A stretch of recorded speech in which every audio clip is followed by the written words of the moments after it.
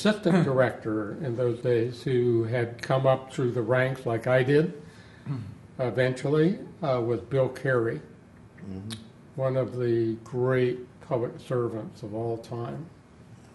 And he actually came to the orientation session for the new National Institute of Public Affairs Fellows. We had an orientation session at Williamsburg I'll never forget. And Bill came, and it was the first time I heard anyone say an Oliver Wendell Holmes Jr. quote that has stuck with me forever, which is, it's necessary for a person to be involved in the action or passion of their time, lest they be judged not to have lived at all.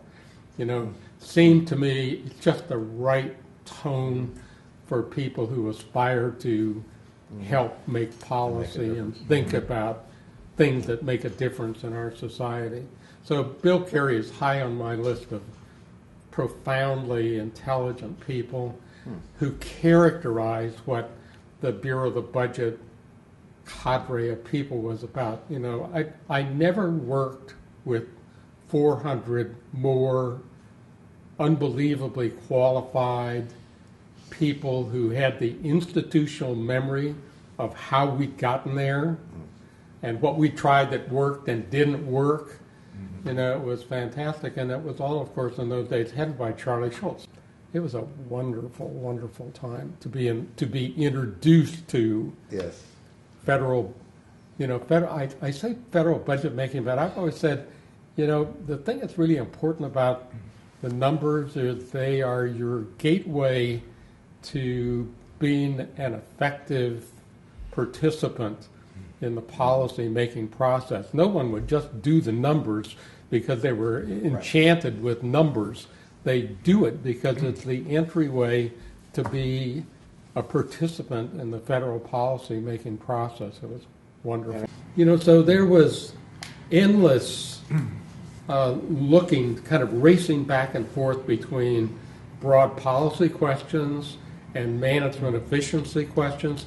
And one of the things that I lament that I think we don't have nearly as much now as we had in those days were deliberate legislative provisions for cost-benefit analysis for newly enacted programs, so that we were tasking ourselves to make sure that we were really getting impact. This was an actual mandate? Yeah. So, for example, when the Community Employment Training Act was passed the first time, you know, the idea was we would block grant money to state and local governments, and it would cause them to hire more public servants at the state and local level to accomplish societal objectives. And because we had this legislative provision for a look-through, we discovered something like 90% of the money was actually not creating new employment.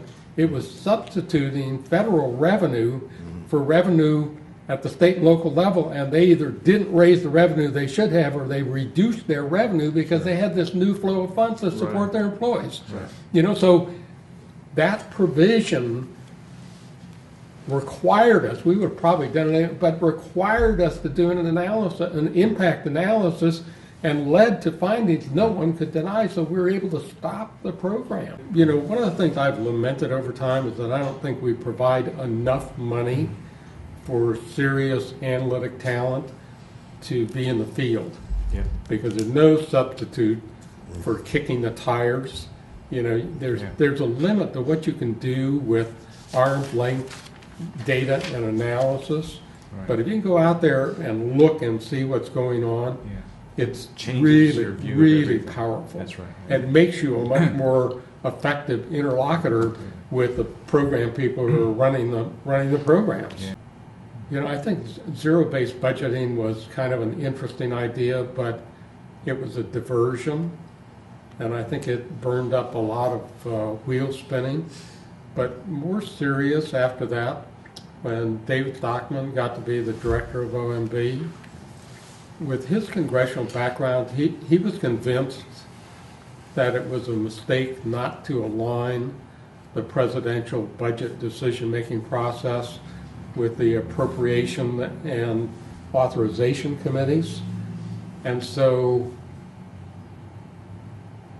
they got rid of things. So they got rid of the health special analysis. They got rid of a bunch of those special analyses, which created a framework for the right line of questioning, and it more seriously directed the OMB people's attention to the engagement with the Congress. And I honestly think, while there's some benefit to that, and probably now you can do it a lot with the computer capability, you can do that engagement without great harm, but I think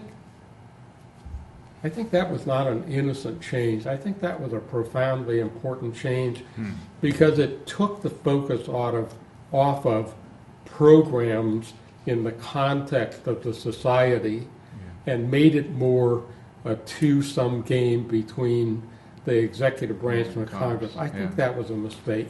You made a statement before that the Domestic Policy Council and OMB's creation went hand in hand, and I want to get more why you feel that way.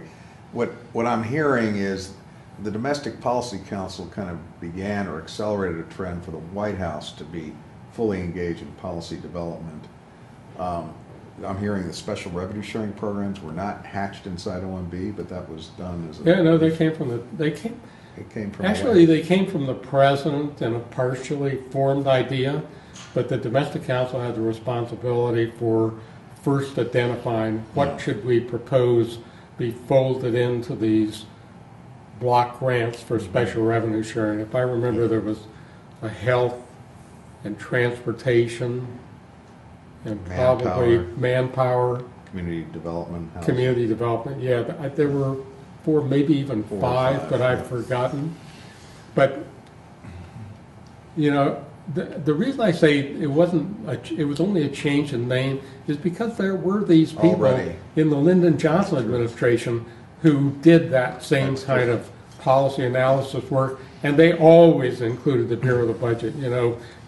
In those days, even when I was a junior, the Califano people would ask me questions about things that were in my area of expertise to make sure they were not making a mistake. You knew more than they did about the numbers and how things actually Absolutely. work. Yeah. Initially, the examiners' job, budget examiners, I guess they were called then, didn't change. Even after OMB was created, that's what you said. It didn't change much. But do you recall any other changes that occurred? I tell you, if anything, they got more important.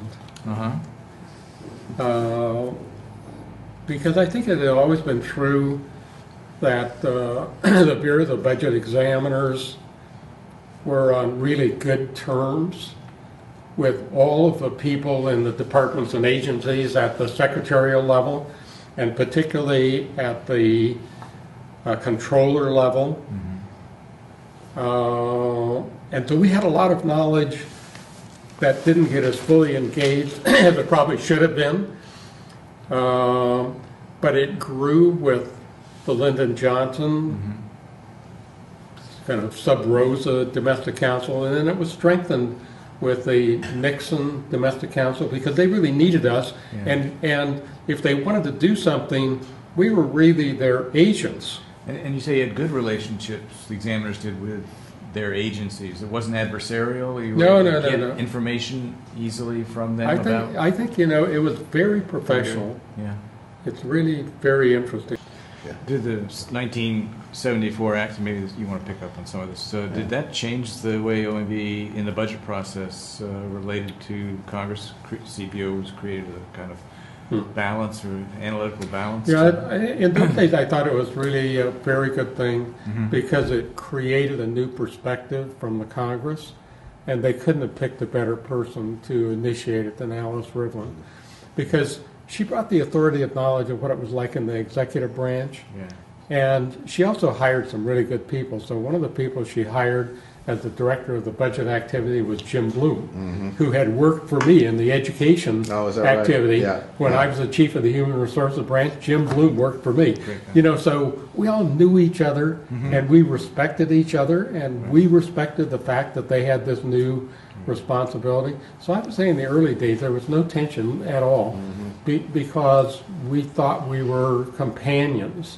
You know, so in those early days, Alice and I testified before the Congress together, and I don't recall there ever being a note of disagreement in what we said or how we said it. Yeah. Now so essentially you gained somewhat of a foothold in the Congress. Absolutely. That shared OMB's breadth and expertise. And also perspective. And You perspective. know, yeah. it was above appropriations Right, and authorizations. It was about what should we do in the best interest of the country, which by me was great. Let me ask just a broader scene-setting question about the Congress a little bit. You were there during periods of divided government. You know, the Republicans had the White House, and I think Democrats had both. And yet, it seemed like we didn't have any government shutdowns. You know, we probably had our shares of CRs. It seemed like the polarized ideological environment today did not seem so ever present back then, that they were capable of actually talking and making deals with people. Is that a bald-faced kind of generalization? Yeah, Is that- I tell you, I think the thing that has changed, and definitely not for the better, in the olden days, if I can characterize it that way, the framing question for everything was, what's the right thing for the American people? That was the frame. Now, people had different opinions about how to get to what they might have stipulated, this is the right thing for the American people, but it didn't start out as political. It ended up getting resolved by political people, but the frame was always what's in the best interest of the American people.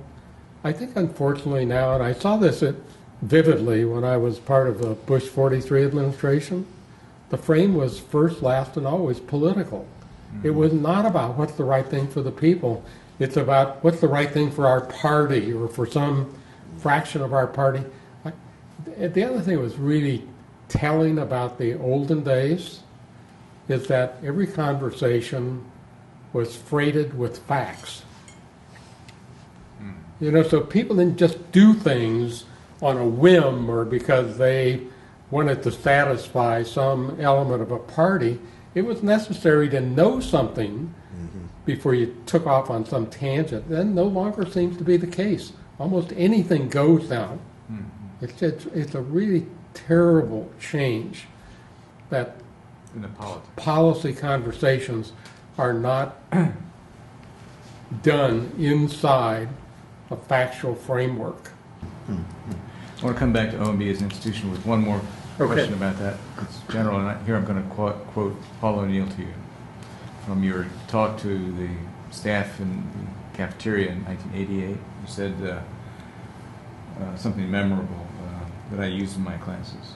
The importance of OMB. You said, "It is of the greatest importance that there be a point of institutional memory and neutral competence, better yet, neutral brilliance, available to the President and the Presidency." So that's the standard, and that was the culture that you experienced. What do you think that standard is there today, and the culture is still there in OMB as far as you know? Do you see? You know, I See it there? don't honestly know. Okay.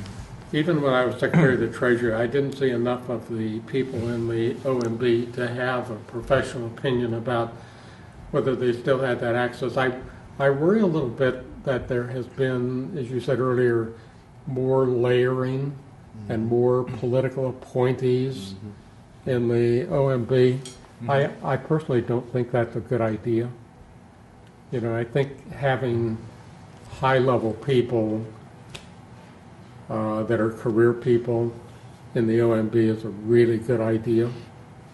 And people who don't care about the politics. You know, one time I said we were having a conversation with Bush 43 about something, I forgot what, and I said to him, you know, here are what the facts are, and I honestly don't care about the politics. And he turned to Karl Rove and said, "We are in politics here, aren't we?"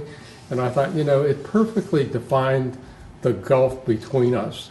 I think politics comes after you figure out what's the right thing to do, and then you get as close as you can to what the right thing to do is. You don't start with, what do the politicians think about this? And looking back on your experience and drawing from that, is there anything you haven't already elaborated on that you think is important for people to think about as they think about the budget process and institutions going forward in the way of reforms, things that you haven't already talked about? Maybe we've covered.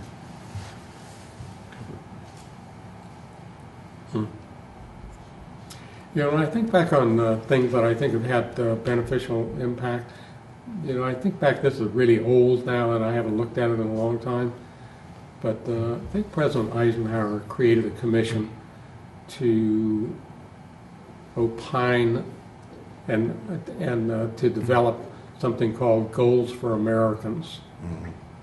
And it was heavily staffed by people in the Bureau of the Budget.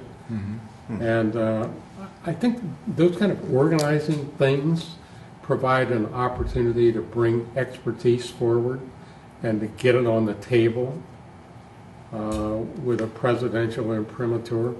And I think, as I think about how can we give renewed life to the Executive Office of the President, more particularly to the OMB, I think it'd be worthwhile to think about some devices that call into use the institutional knowledge and expertise of people who spend their waking hours thinking about how can we be a better society. And engage them in the policy process.